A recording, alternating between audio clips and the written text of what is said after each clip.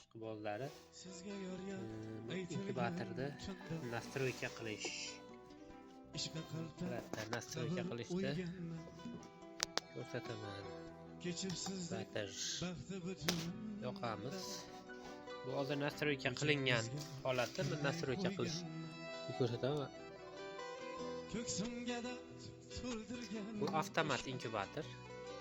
O'zi aylanib o'chadi. Hozir nastroykasini bir boshidan boshlab ko'rsataman. 198. Buni nastroyka qilish uchun qizilda ezib turadi. DS yana bitta eziladi. 10 bu motorchida aylantirish vaqti. Uni kirib motorchi masalan 12 sekundda aylanishi mumkin. Balki bir xilga motorchilar tezroq bo'lsa 15 sekund bo'lsa, mashinadan o'zgartirib 11-12 qilib qo'yiladi. Masalan bizda 12 sekundda yarimta aylanadi motorchi, 12 sekundga qo'yamiz. Bu off, bu o'chib turish vaqti.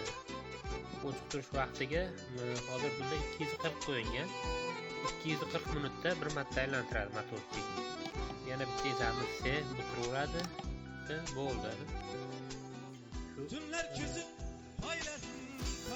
Nastroykasi.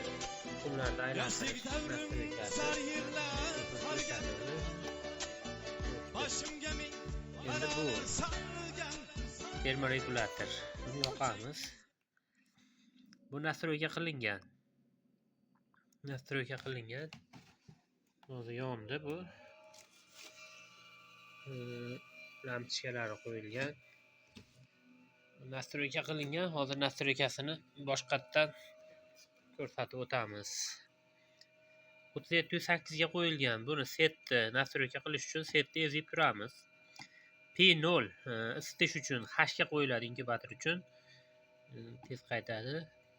P0 H ga qo'yiladi. P1 ga 02 qo'yiladi. Har 2 soniya oralig'ida o'chirib yoqadi. P1 2 P2 3708 qo'yamiz. Nastroyka P2 P3 55 qolaveradi, tegilmaydi. P4 -11 bu kalibrovka, bizda kalibrovka qilingan bu inkubator. Datchigi boshqa datchik bilan, simobli datchik bilan bir xil qilib kalibrovka qilinganligi uchun bizda masalan P4 mana kalibrovka qilingan 1/4 ga. P5 ga ham tegilmaydi, P6 ga ham, P7 ga ham tegmay qo'yaverasizlar. P8 bu Sibros nastroykasi o'ynab ketgan bo'lsa, buni P8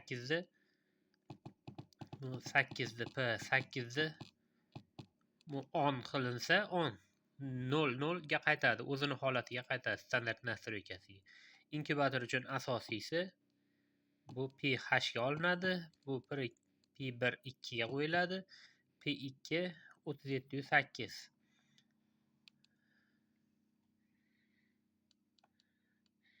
Yana shu inkubator nastroykasi mana nastroyka qilish uchun ezib tursa mana 2 marta ezsangiz o'chib yonishni boshlaydi. Bundan o'z istalgan nimaga qo'yib olaverasiz gradusga. Buni 2 marta ezsangiz o'chib yonishni boshlaydi. 3708.